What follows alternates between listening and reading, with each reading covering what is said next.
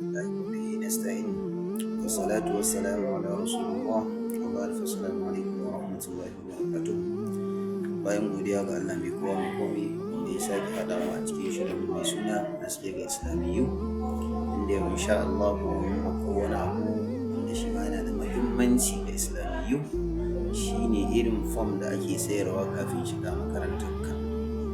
To shawara ce muke so mu bada wa kowace Islamiyya, ya kamata kowace Islamiyya ta ƙara inganta fom ɗinta, ta tsara shi yadda ya kamata, a maida shi cikin fayil, a yi fayil, takardun su inganta sosai. Duk wanda ya zo sayan fom a saida mishi shi yadda ya kamata. Bai kamata ba a ce a samu wani fom na Islamiyya wai ana saida shi naira 100 wani abu ko abin da ya kama da haka. Ku inganta shi, ku shigo da wasu abubuwa ciki, sai ku ga shi sai da fom yana ɗaya daga cikin abin da yake ƙara wa makaranta ƙima da mutunci yadda ya kamata. Saboda in kuka saki fom ɗinku a arha, a banza, bai cika ba, bai zama yadda ake so ba, to tun wajen shigar za a gane cewa to abubuwan ma wannan na wasa ne. To an sai da fom 500, an sai da fom 200, kaga wasa aka zo yi ke.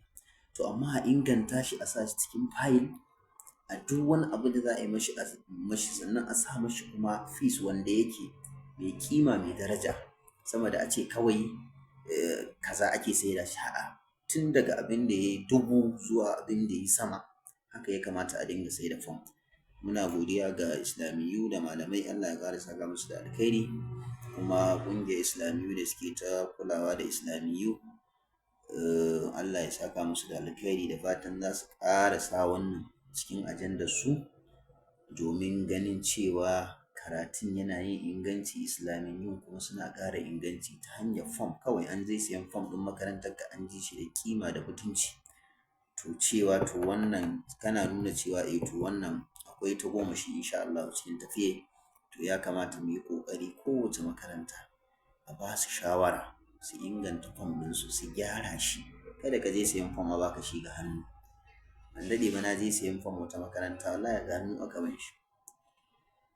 To kaga in aka inganta fom ɗin, ko yaro ba zai iya zuwa sayen shi, sai dai a zo iyaye su zo su saya, su tai da shi da kima, su je su ciko su maido, a yi fayilin ɗin shi yadda ya kamata.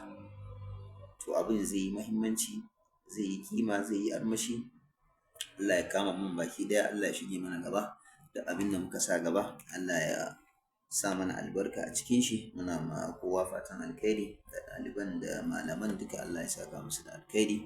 Duk wata Islamiyya Allah ya ƙara sanya mata albarka. Duk wani ɗalibi da wani malami da dukkanin musulmi baki ɗaya, Allah ya ƙara kama musu, ya shige mana gaba, ya ba mu nasara cikin abubuwan da muka sa gaba. Assalamu alaikum wa rahmatullahi wa barakatuh.